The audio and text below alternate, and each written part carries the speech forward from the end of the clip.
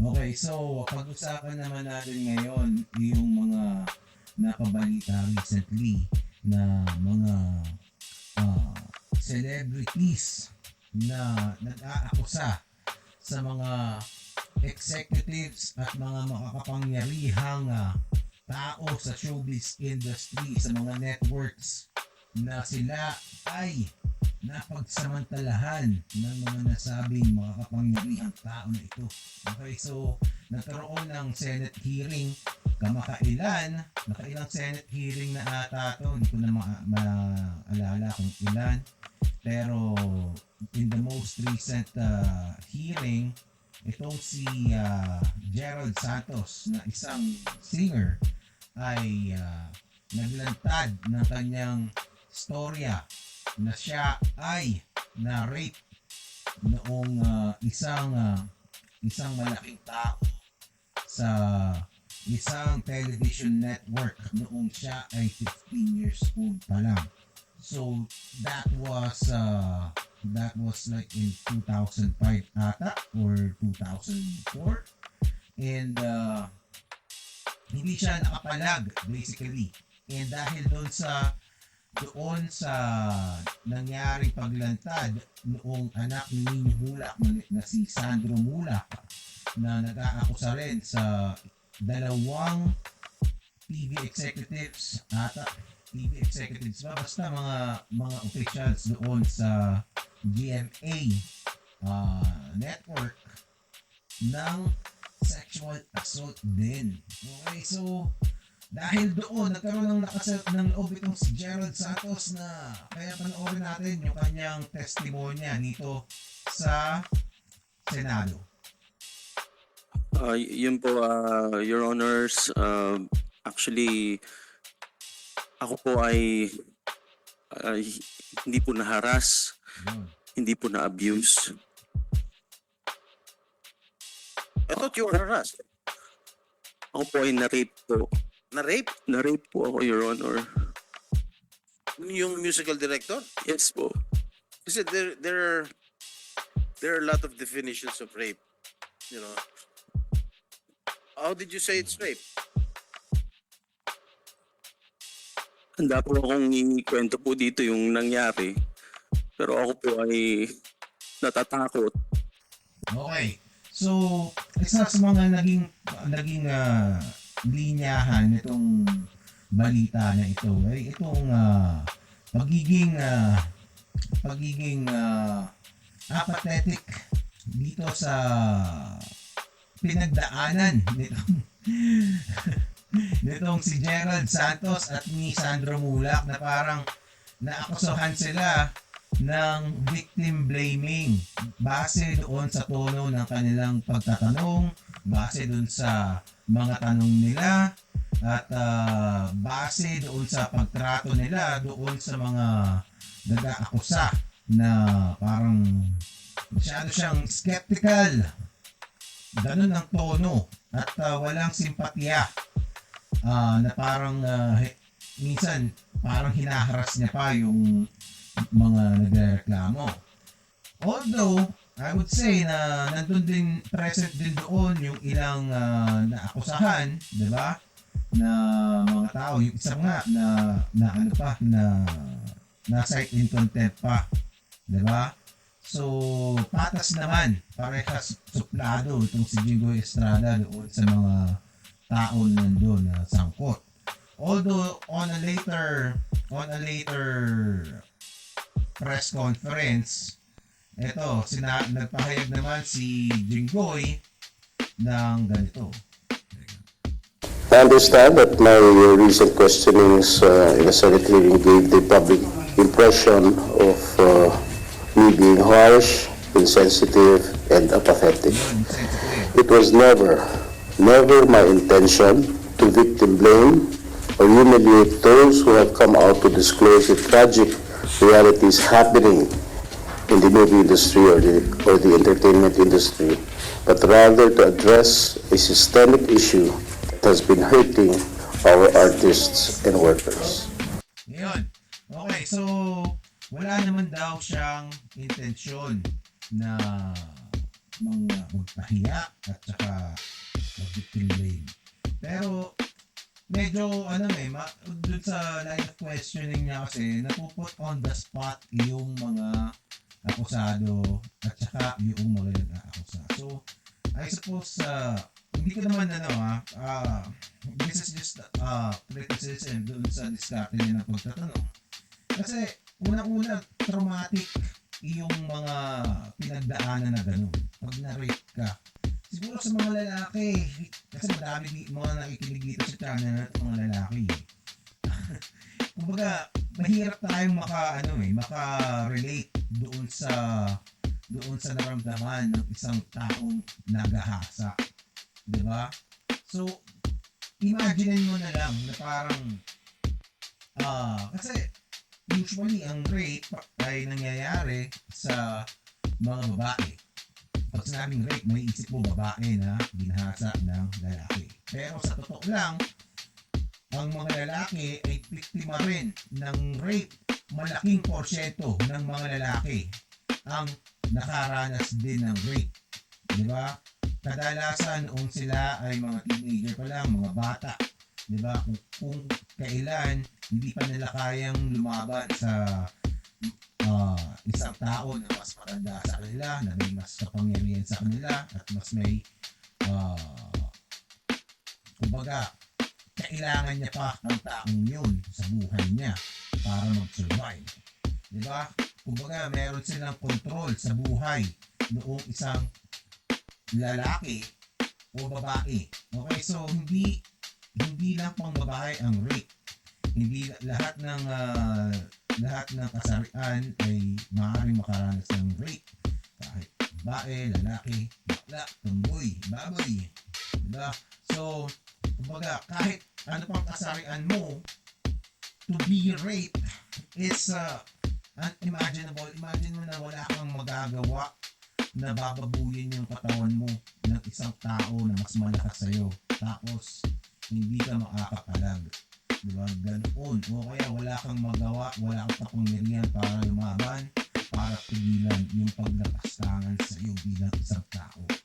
Diba? So, yung ganong klaseng trauma, etong si Jinggoy parang hindi niya masyadong hindi masyadong iniisip nito na parang kwento mo kung anong nangyari, di ba? Kala ko ba sasabihin mo?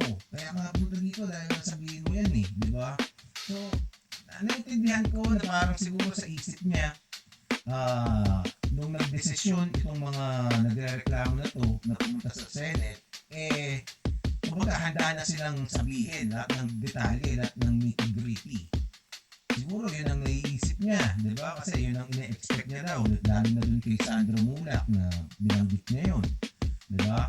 Although sinabi naman niya dito sa press con na daw siya, kinausap daw niya yung mga tao, yung mga nagreklamo later on at sila ay nagkaroon ng maayos na pag-usap at nangako siya na tutulungan nga yung mga tao yun. But then again, itong hearing kasi na ito ay in aid of legislation, hindi ito hearing sa korte. So tingin ko ang isa pang hindi kinonsider nitong si Jinggoy dito sa hearing, yung ibang detalye mas maganda na sa korte na pag-usapan, especially mga details about kung paano sila ni-rape, di ba? Yung details na kumbaga, yung mga ebidensya, di ba? Kung ano yung depensa noong mga naakusahan, di ba? Siyempre, dinay nila. So, hindi strategic para sa kanila ang maglabas ng mga testimonya at evidences dito sa Senate hearing. Kasi, ideally, sa korte gagawin yun. At hindi yung purpose ng Senate hearing ay hindi para mag-convict ng mga naakusahan, ng mga sinasabing ng rape doon sa mga akusado. Okay, so medyo naiintindihan ko yung dilemma dito na Kasi ang nirereklamo ng mga TV executives naman ay nahusgahan na sila, di ba? So yun ang tricky part dito sa mga Senate hearings, especially dito sa very specific crimes na ito, di ba? At tapos, syempre, nakakahiya, di ba? Kita mo, lalaki ka, nagpakumbaba ka na nga, na yung palang pag-amin ng isang lalaki na na-rape ako, sabi mo, na-rape ako, sasabihin mo sa buong mundo, di ba? Napakalaking courage na para gawin yun eh. Not even considering nalalabanan mo yung mga malaking tao na makapangyarihan na may bihamak na mas malaking resources kumpara sa iyo. Di ba? So, dun pa lang, di ba, ang buwelo niya, 15 years ang bumuelo. Di ba? Ngayon lang siya nakatsyempo. Di ba? Tapos, ang mangyayari, mapuput on the spot pa siya. Yung si Jinggoy. Although, nag-usap naman daw sila later on, parang kumalma na itong si Gerald Santos. Pero noong tinatanong siya, visibly distraught siya, di ba? Kasi parang, ano yun, i-detalye niya kung paano siya, kung step by step, kung paano siya pinagsamantalahan. Ganun ba ang iniisip na gustong kwento nitong si Jinggoy? Yung ba ay narapat para sa isang naka-public na hearing at saka naka-televise at naka-livestream? Diba? Although meron naman daw na parang lugar doon sa Senate na hindi kailangang banggitin doon sa room publicly kahit sila lang yung mga senador na involved lang ang nandoon, kumbaga para maprotektahan yung privacy, pero makukuha nila yung mga detalye na gusto nila malaman.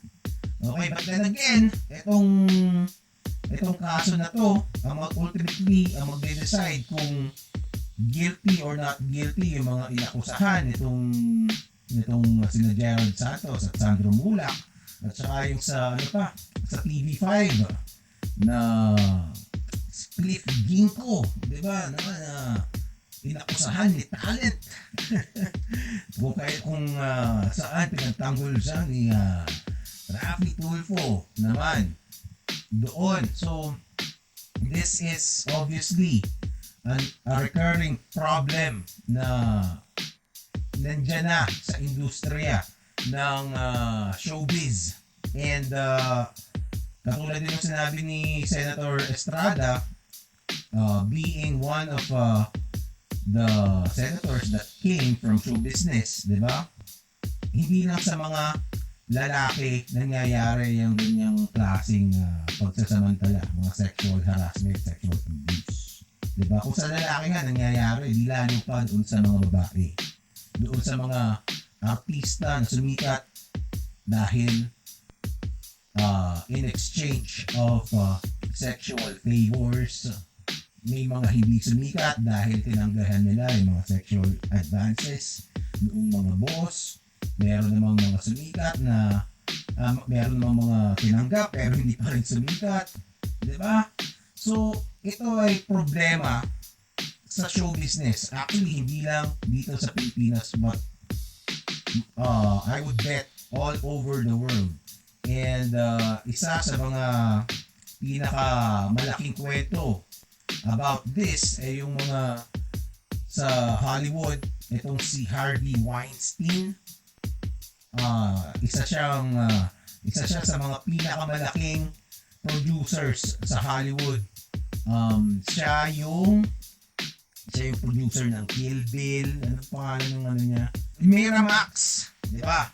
Yung Miramax, siya yung executive doon or siya yung may-ari noon. And for decades, this Harvey Weinstein guy operated with impunity. Walang nakapigil sa kanya at sinuportahan pa siya. Sinelebrate pa siya. Nagkaroon pa siya ng iba't ibang mga awards sa Hollywood until nauso yung Me Too movement, di ba? So, nung nagkaroon ng Me Too movement, naglabasan yung mga nag-claim na sila ay naabuso ni Harvey Weinstein at doon nagsimula ang kanyang downfall. Diba? Early 2010s yun. And noong 2020, siya ay nahatulan kung kaya't siya ay nakakulong na ngayon. Diba? So, etong si Harvey Weinstein ay isang representation ng sexual abuse sa showbiz industry worldwide. And kung nangyayari yan ng ganyan sa Hollywood, nangyayari din ito dito sa Pilipinas. And it's just show business is really a dirty industry if you really dig deeper into it. Diba? If you really dig deep, makikita mo kung bakit diba? I think nandun lahat sila mga maganda, mga gwapo, mga mayaman, diba? Magkakaiba sila ng moral, diba? Magkakaiba sila ng level ng kasakiman, magkakaiba sila ng level ng grit para makuha yung mga pangarap nila na sumikat, maging mayaman, di ba? Magbida sa iba't ibang mga pelikula and enjoy the life. And many of these people will give their souls for it. And madami ang magsasamantala dahil dito. But then again, sometimes may mga tao na hindi pumapayag sa ganung sistema. Okay, kasi yung ibang sasabihin ay consensual naman yan di ba? Parang kaya nakakapag-operate sila.